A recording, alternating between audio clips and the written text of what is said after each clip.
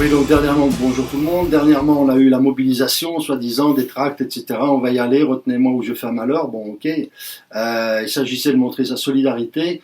Il faut savoir que pas mal de boîtes, quand même, du 06 ne voulaient pas suivre le mouvement. Et donc, on allait se retrouver un peu confinés à quelques-uns. Et il a été décidé unilatéralement par Pierre Autobruck de suspendre, comprenez qu'elle n'a pas lieu, c'est surtout ça qu'il faut comprendre, parce que ça se négocie, mais je ferai remarquer que ça fait quand même un bon moment que c'est en négociation, c'est pas la première fois que Pierre Autobruck annonce avoir rencontré M. Lorenz ou M. Laurent, selon comment il préfère être appelé, donc ce sont des choses qui existent dans les coulisses. La réalité aussi que j'ai appris, c'est qu'à la métropole se négociait la place de quelqu'un qui allait re-signer pour quelques années un gros contrat, et je pense qu'on se comprend là, les uns et les autres, et que donc il fallait un peu montrer ses muscles, la chose qui a été faite par la CGT, et nous étions prêts, nous, on l'avait dit, à faire la grève de 24 heures. Donc est-ce que ça les a gênés aux entournures? On ne sait pas. Toujours est-il que le mec qui vient d'être prévenu là maintenant, et qui avait 3 jours, samedi, dimanche, lundi, s'il rentre lundi soir et qu'il ne regarde pas de suite, qu'il ne fait pas grève le lendemain, il risque peut-être d'y avoir un problème. Donc là, je pense que tout le monde, j'espère, aura fait circuler l'info que la grève n'aura pas lieu. Suspendue, vous comprenez, n'aura pas lieu. Voilà, donc là, malheureusement, c'est quelque chose qui a été décidé tout seul. Et nous, on le déplore parce que la solidarité, elle doit quand même se montrer, elle doit quand même se prouver. Donc, les camarades de TACAVL, sachez qu'on est aussi avec vous et on va prendre en charge les frais d'avocat du délégué UNSA, ce qui est la moindre des choses. Donc, il faut quand même que ça se sache, j'entends dire l'inverse, et je l'annonce donc ici officiellement. Les frais sont pris en charge par l'UNSA, on ne lâche pas nos collègues, ça c'est sûr.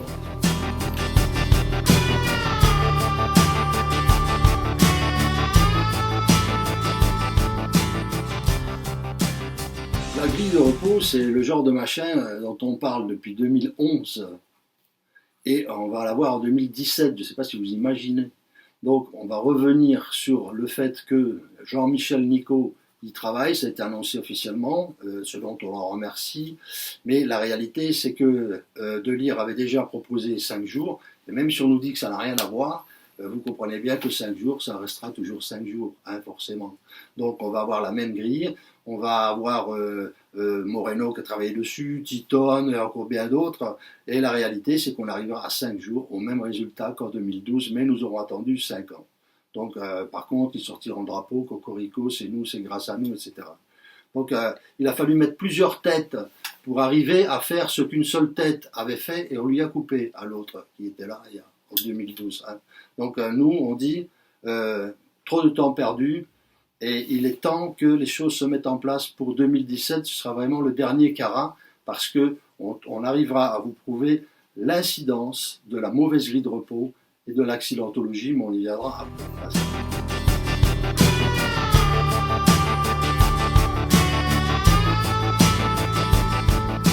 Alors ça c'est vraiment la rigolade la plus pure, que nous ayons soi-disant affiché trop tôt.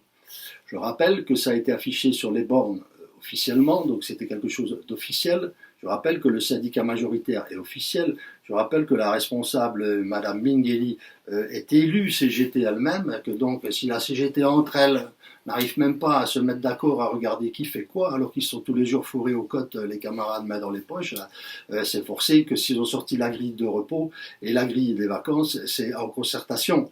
Après, comme ils voient qu'on a gueulé, et nous avons été les premiers à gueuler, à dire mais qu'est-ce que c'est ce bordel d'avoir des vacances d'hiver qui vont démarrer le 29 d'été, c'est pour ça que je dis d'hiver, qui vont démarrer le 26 septembre jusqu'au 16 octobre. On n'est plus dans les vacances d'été là.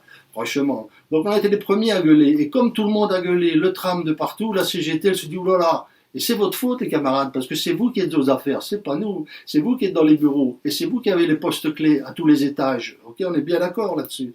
Donc vous êtes responsable de tout ce bordel. Après que vous vouliez vous déchausser, c'est la faute à l'UNSA, etc. L'UNSA fait très bien son boulot.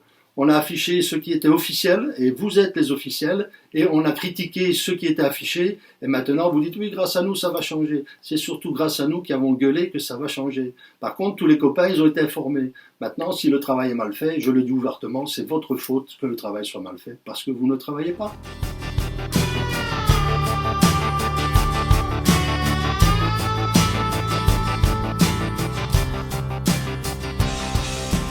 Donc la CGT prétend qu'elle a négocié la prime d'intéressement ou d'objectif, rien du tout. Cette prime est le fruit de notre travail. Trop d'accidents, on n'a pas de rond.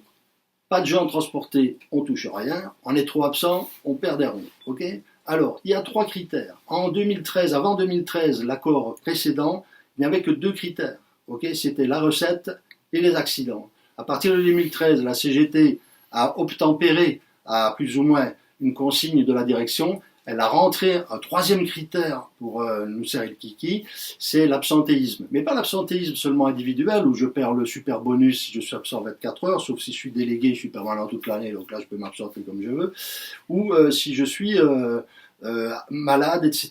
On a droit quand même à 21 jours d'absence, okay, et on touche quand même quelque chose. Bon, il faut savoir qu'il y a des boîtes où carrément après 48 heures vous ne touchez plus rien du tout. Hein. Il y a des boîtes comme ça dans le secteur. Ensuite, on a sur cette accidentologie, on a été très mauvais.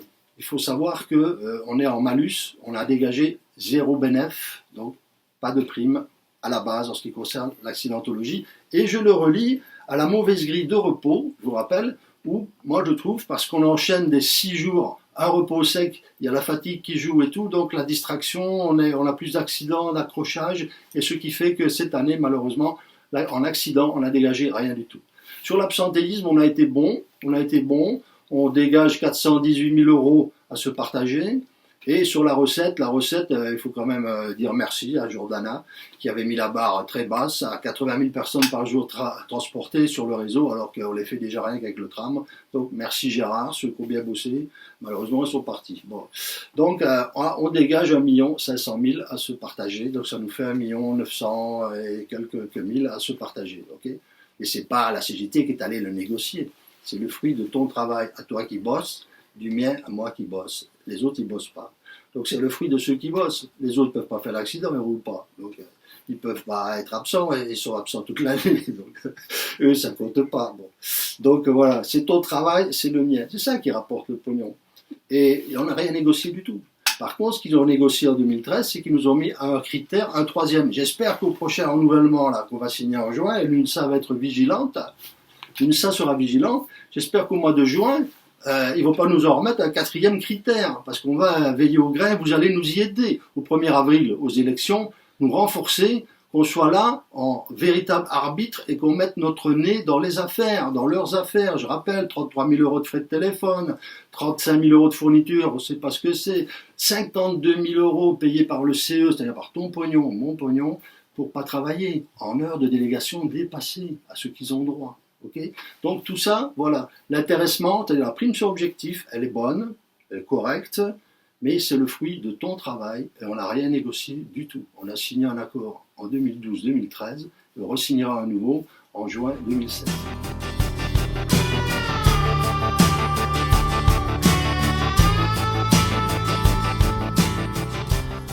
C'est difficile de dire un mot de la fin parce que ça finit jamais cette histoire, mais quand j'entends dire que c'est la guéguerre, écoutez bien, camarades, c'est pas la guéguerre, c'est la guerre. Vous n'avez rien compris, ceux qui disent que c'est la guerre. C'est la CGT qui dit ouais, c'est la guerre. C'est pas la guéguerre, je vous le dis en face, c'est la guerre. Quand tu nous tapes dans la caisse, le pognon qui nous revient, c'est-à-dire 2 200 000 €, à 1000, ça fait 2 000 € à la louche. Mais qu'est-ce qu'on retouche, nous, concrètement, là-dessus, hein? Qu'est-ce qu'on retouche? On sait que vous avez à peu près 500 000 et des poussières de dettes et tout. Mais où on en est, là?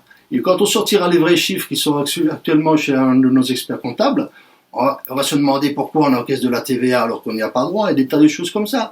Donc, on va mettre un peu les choses au clair, et on va faire mal là où ça fait mal.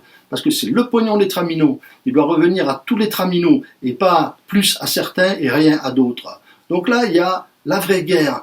Le fait de décider qui va avoir une promotion, qui ne l'aura pas, pourquoi on va scotcher un tel, pourquoi on va s'acharner sur celui-là, pourquoi on va renvoyer celui-là qui est malade et un autre on va lui trouver une place. Tout ça, ça manque d'équité, ça manque de droiture.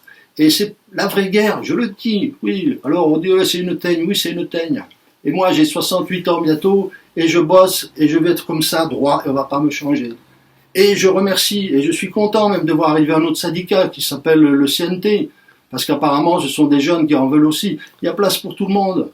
Ça ne va pas gêner, ça ne gêne pas. Plus on va être à pousser le pack, et plus on va avancer.